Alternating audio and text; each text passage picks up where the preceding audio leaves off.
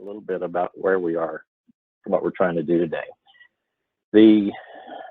I've done some work recently in some folded environments, and it forced me to try to figure out some ways to be able to pick tops and start to make sense of the geology before I started trying to make balanced cross sections. So what we're going to look at today is to actually use geomodeling to do some picking in folded geology. Now keep in mind that geomodeling is not really built for this, but we can still use it to pick tops. You'll get a reasonable picture of the geology, and you can prepare the data for taking it out to an application that's really designed for doing structural interpretation and doing balanced cross sections as they should be. And there's a little picture of a cross section from geomodeling here in the corner of the slide. So we'll look at how to set up the model. We'll look a little bit about how some methods for picking tops, although we won't do a lot of tops picking, and then we'll QC some of the results. One of the things that's really important before you start with geomodeling, even in a more simple interpretation, is to get your strat column set up properly and in stratigraphic order. In this situation, where we're going to be looking at folded geology with multiple occurrence of the horizons, I would say don't try to anticipate everything that you might expect at the beginning, because you're likely not to think of everything. And so at least, though, try to start with setting up your in situ formations and try to start picking at least where you think those are.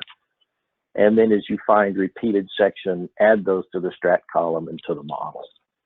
It really makes things a little simpler at the beginning and helps you get started a little quicker. As far as this is a picture of the strat column in the model we're going to look at, and we're looking at two pieces of it, the in situ portion of the model, and then the first overturned section. And you'll notice that the same formation names are repeated and going up instead of down. The other thing I've noticed that you need to do is to, as you identify the fold axis in wells, is actually pick it. And you'll notice here that I have it identified as an unconformity. That helps as the formations are projected by the model to make them stop at the fold. So that's an important thing to do. The other thing that's part of the model is the surface constraints, which is the conformance, setting up the conformance engine.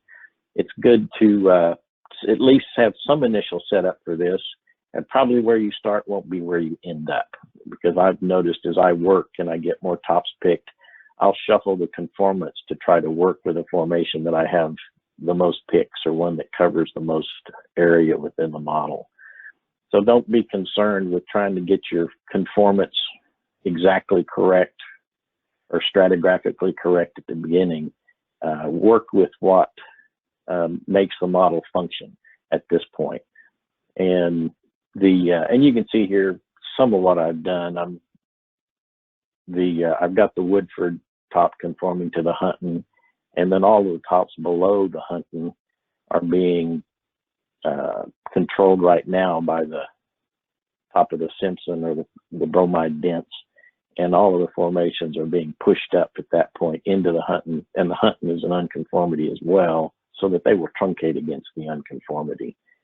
You'll also notice that in the overturn section, I have not yet defined the Hunton as a unconformity, mainly because there's not a lot of it there, so it's not very well picked, and it caused a few problems in the conformance at this point. But you'll see the results of where we are now. Other thing to keep in mind is this model is very much in progress, so it's not complete. So we're going to see some problems, and we'll identify the kind of problems you'll see, and we'll see if there's a way to work around those. And I will tell you that I haven't figured out everything yet, so if anybody's got insights, I'd be interested to know what you see as well. So let's go ahead and move on and look at the model itself. I'm going to, or at least try to, drop out, and we'll bring up the model. So I hope everybody can see the screen now. So this is a section of the model. I'm in actually a much larger project, and I'm using some of the tools within geomodeling in order to work with smaller sets of data within the model itself. One of those in particular is modeling regions, and I have a modeling region defined here for the webinar so that it's not working with the entire project. So let me just zoom out for a second and show you what I'm talking about. This is actually the entire project, so it's quite large, many wells, but right now we're only working with the section that's within this defined region. So that helps you with speed and the picking of tops and the performance of the model. And I really don't need all those other wells to work this geology right here. But I can do it all in the same project, so I have a uniform database with all my tops picked in this basin. And I'm going to assume that everybody's used geomodeling at least some, and we're not going to go a lot into the basics and the different things within GeoModel, but I will mention the data panel over here, which keeps track of everything that's available to display in the model. Of course, any layers you've brought in from GeoAtlas, the interpretation wells themselves, and cross sections you've got saved, as well as all your formation tops and everything else that's available to go with the model. So, and of course over here you can see whether, you know, what formations are turned on and selectable. So that's really all I'm going to say about that. But let's look a little bit at the model itself live. I showed you a couple of static pictures in the PowerPoint, but this is the model properties box, and this is the surface list. Now you'll notice I have a lot of surfaces in here, and in normal cases I don't work with this many because it's a lot to handle. But as I've identified overturned sections, I've had to add the section again, and I actually had the section in this model 3 times because I found it in situ, overturned, and then flipped back up. So all of that is here, and we'll see little examples of that as we go through. But the main thing is to be certain that you've identified unconformities that are critical and identify, set those up and use them as unconformities. The other thing that's kind of handy about the model here is within the model surfaces list, you can tell it to only show you the ones you're using, or if you turn that off, you see everything that's in the project, which is way more than any person needs. So this helps too, to use these filters to only see what you need to. The other, let's take a look at the surface constraints again. Here's the surface constraints we looked at, and as I said, I've got 3 different repeats of this section, so each one has its own conformance. And again, this is something that you work out as you go. This changes not every day, but as I realize things aren't doing what I want them to do, I'll come in here and shuffle the conformance. The other thing that's important to do with conformance is to set up your network of unconformities so that if you've got multiple unconformities, that they're truncating each other in order. So I've got a main unconformity that truncates everything, which is basically the pre-Pennsylvanian unconformity, and everything else is truncated by that, as you might expect. So it sounds like a lot, but really if you get this part set up reasonably well, you'll be fine going forward. But it's always important to make sure your strat column is in the correct order stratigraphically. So let's go ahead and look a little bit at a couple of cross sections here, and let's get started looking at the geology. First thing we're going to look at is an example section of the folds, and let's zoom in a little bit on the map. Hang on a second, so that we can see things just a little bit better. There we go. We'll slide that over just a little. What we're looking at right now is the surface that's displayed here is this main unconformity, this red marker that's on my cross section. But what you can see now is we're looking at this cross section right here. And this is a projected section. I know when most of us pick, we pick in a well-to-well section, and I still do that here. But well-to-well cross sections tend to add distortion to the look of the geology, and when you get right down to it, you want to look at projected sections that don't have any vertical exaggeration, and we'll show some examples of that. This particular section, while it has a look of a projected section, it's not. This is just a proportionally spaced section that you can see is more or less a straight line, but the wells get out of line here just a little bit. So it's presenting some distortion. So this is really not a bad section to talk about some of the issues that you're going to come into. You can see the in situ part of the section looks reasonable, normal, everything's projecting just fine. But as you get over here in the folded geology, things start to get a little scrambled. Although it doesn't hinder your ability to start to understand what's going on, you'll notice, let me enlarge this, you'll notice that everything's not projecting exactly correctly. And that's going to happen. There's no way around it. Again, remember that we're stretching geomodeling a little beyond what it was originally thought to be for, but it can work. And you'll notice that I've got, you can see, you know, these two formation tops are not projecting together, and even back over here, this brown marker is not projecting together. It's still not hindering my ability to begin to see what's going on with the geology.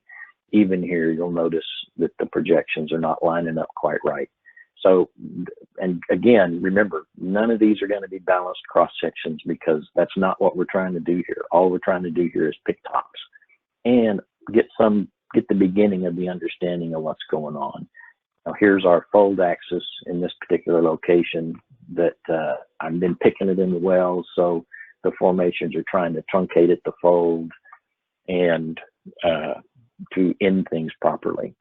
Let's take a look real quick at a couple of the correlation tools. I think everybody who's used this or cross section knows that there's a correlation tool that can help you pick tops between wells. That's the regular, and see if I can get on a formation.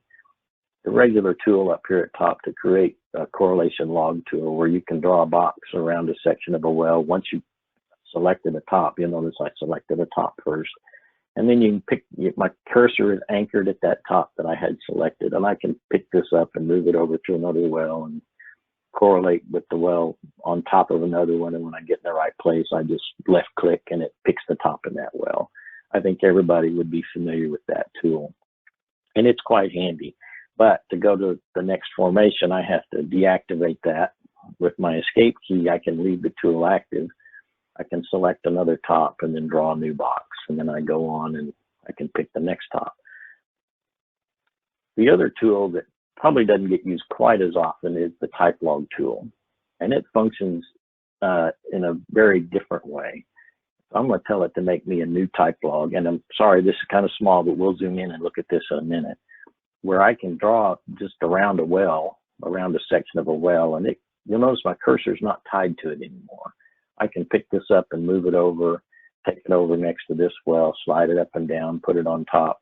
The other functions of this type log tool, though, are that you can stretch and squeeze the log in various ways. If you've got stretched out section, or if things are squeezed up, you can grab the piece, you can change how this log looks externally and internally. So if I've stretched it out and I say, well, this, and I can actually, you'll notice the tops act as anchor points, and I can stretch and squeeze within the log to try to pick up what distortions may have been by the folded section. I can also restore the log to its original form. I can put the tops back where they were, and then I can restore it to its original size. The other thing this tool allows me to do is turn the log over, so I can actually correlate against another section and see if it correlates as overturned. So that's what we'll look at real quick. Let me throw that type log away. Oh, the other thing this tool can do, you can actually, let me open that back up real quick. So if I've got a type log here, if I've decided this is a good representative log for this area and I might want to use it again, I can save it, and it creates a file as a name type log that you can come back and reopen without having to go find that well and put it back in a cross section. So that can be somewhat handy as well. So we'll hide it. And the way you reopen those is you come here and you say open a save type log. And there's a type log I actually have saved from another area, so it wouldn't benefit us around here. So let me zoom in over here real quick and give you another look at the type log tool. Here's an area where I've already correlated some overturned sections. So let's look at that just real quick, and then we'll move on to another cross section. What that tool, the type log tool, will allow you to do, so I'm going to grab this lower section, and now I have that type log. With all the other lines in here, it's a little busy, but you can see from what I've done, there's a carbonate right here with the shale below it.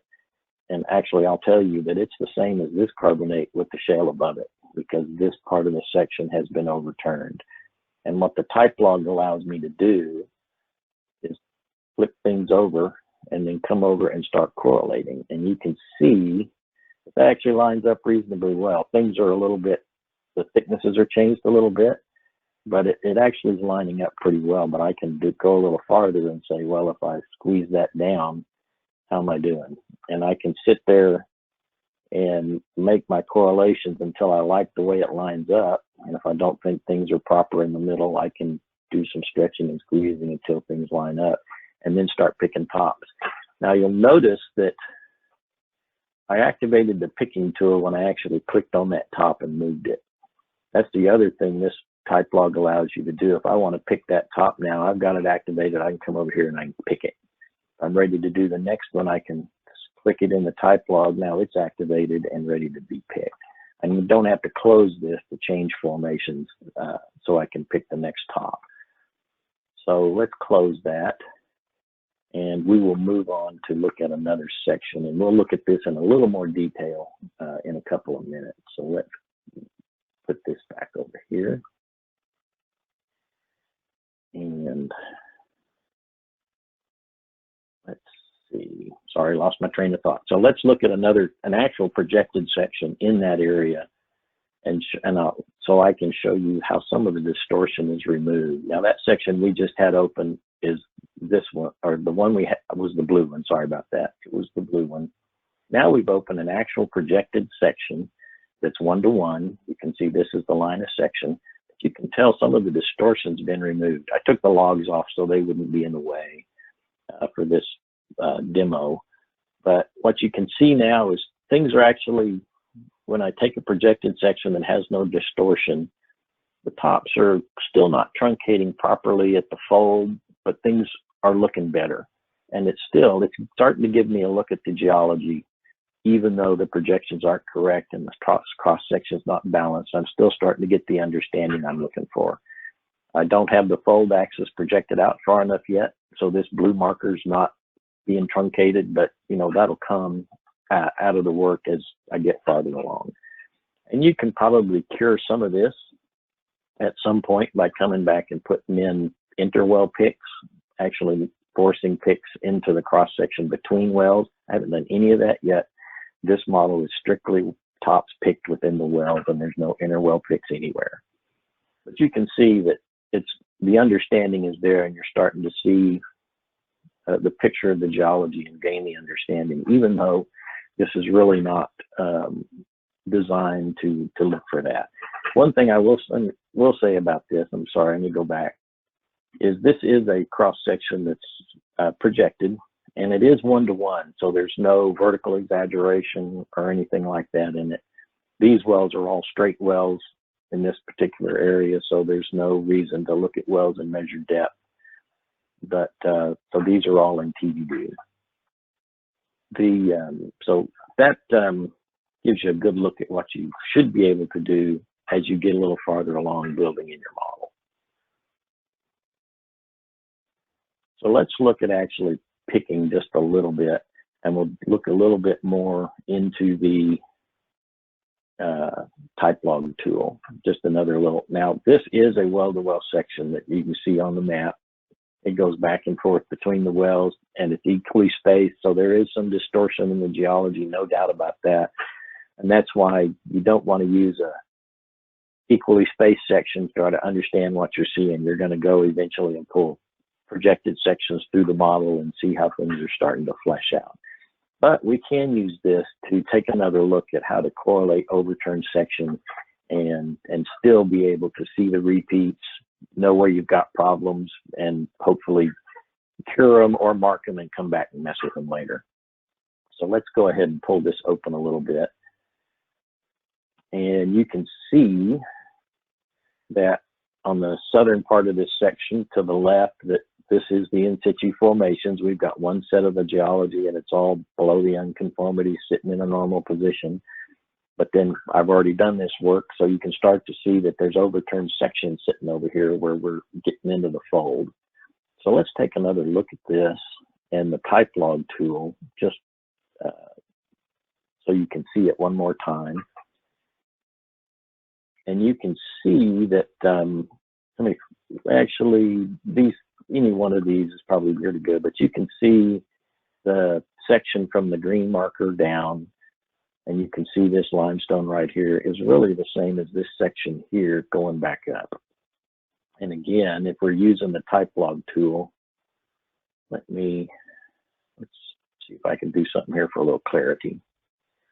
Let's zoom into the lower section and make our type log so it's zoomed in a little bit, because this type log is really just a fancy screenshot. And so whatever resolution you draw your type log, that's what you have. So as you zoom in and out, the resolution of this log does not change. So as you zoom in, it'll get more grainy. So we're going to now take this and come back up here where we had, where we thought we had overturned section, if I can get it to come with me. There we go. And I've already correlated this, so this makes it easy for me to tell you what I found. But you can actually see that is now I've taken the bottom part of that log, flipped it over, and I'm comparing it to the upper section. And you can see pretty well that's, the section stretched out a little bit on the overturn. So we can use this tool to pull it up and realign the tops. Now, if you don't have the tops already picked, there's a little more work involved in doing this, but since I've already picked it, it helps a little bit. But you can also see that the section is not lining up quite correctly internally, and that's where you can come in and stretch and squeeze a portion of the log and then continue to check your correlation and find out where to put the right tops. So now that I've found the right place, I can now click and pick that top. And again, if I need to restore things to where they were, I can tell it to put the formations back and restore it to its original size, and I can start over. So this turns out to be one of the more handy tools for working in this type of environment, and can be, actually you'll end up seeing things easier than what you thought before. And I could continue to show you how to use that, but I think we've probably hit on it enough. It's something you'll need to experiment with and try for yourself. And there'll be a bit of trial and error to figure out the best way to make it function. But since it's got those tools to restore it to its original size, it makes it very handy you can mess it up and then put it back and start over. So hold on just a minute. Let me take a drink of water. I haven't started the other bottles yet. All right.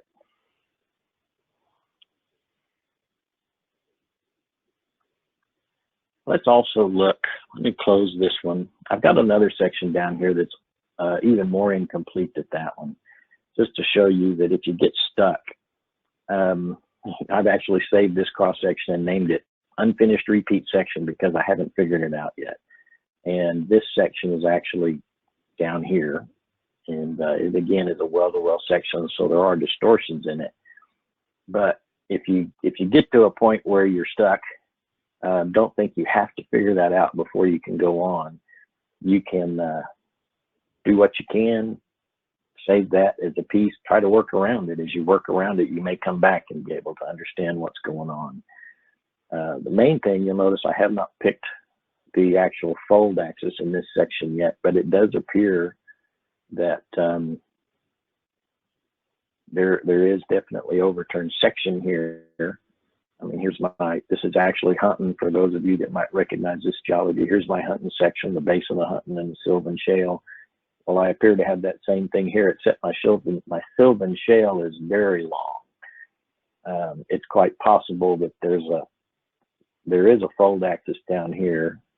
These two tops are actually the same, even though their color's off. There's a fold axis in here somewhere But it appears that there's another one back up here because that little limestone right there looks a lot like this one. And this is not fully worked out, but you can see that with these tools, you can, I won't say easily, but it may be easier. You can maybe have an easier time trying to work out what may be going on here geologically. Again, you can take this type block tool and put it in here, but you can see that, boy, that really looks like it's compressed a little bit, but that does look quite a bit like the same section. So that's probably a reasonably good correlation, at least to the top of the shale, but then that shale is way longer in this well. So it's quite possible that there's another fold in here and we're actually looking at this shale flipped back up on itself. And I'll tell you from the work I've done around it that that is the case. I just haven't figured out exactly where to put it in this well yet. So let me hide that. So again, if you get stuck at one spot, mark it and go on. I think everybody probably knows that, but especially in this environment, you can get tunnel vision pretty fast trying to figure out one little spot. And if it's giving you a little trouble, it's best to work around it and come back to it rather than try to understand everything. So with that, let's look at a couple of projected sections. I'm going to pull up this green section, which is a nice projected section through the model, and then I'll pull up this black one. And so we can start to get a feel for, let me move the map over just a little, if I can.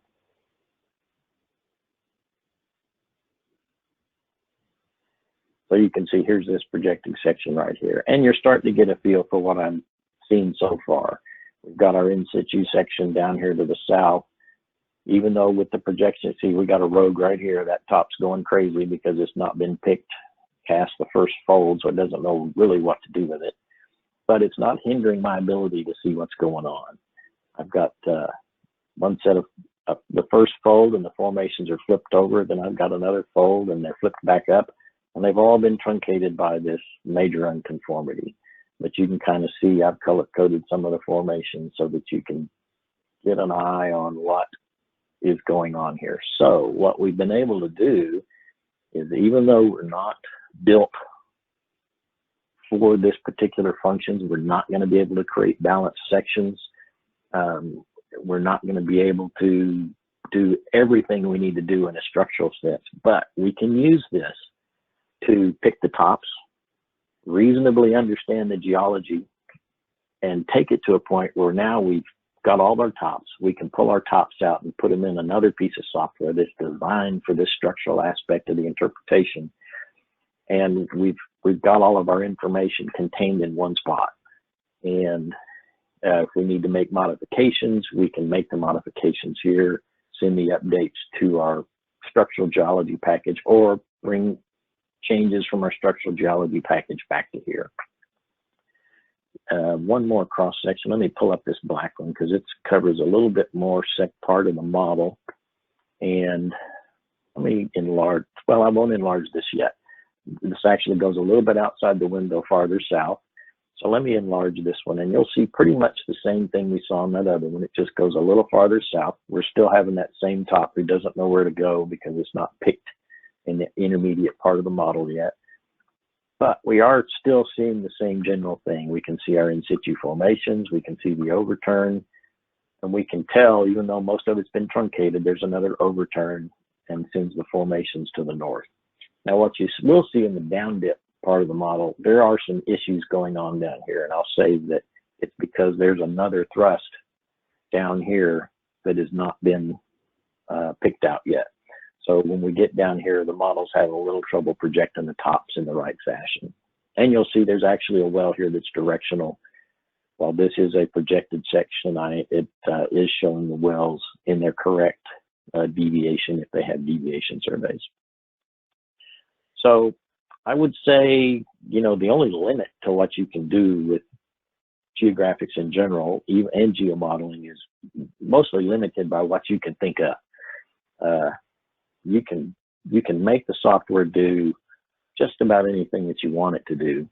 if you think a little outside the box and don't restrict yourself to the idea of what it was designed to do. I mean, this was a kind of forced to do this because of what I was working on. So let's look at one more thing if I haven't broken it at this point. There is another tool that is a little handy for visualization, and I don't use it a whole lot, but we're going to try to use it now.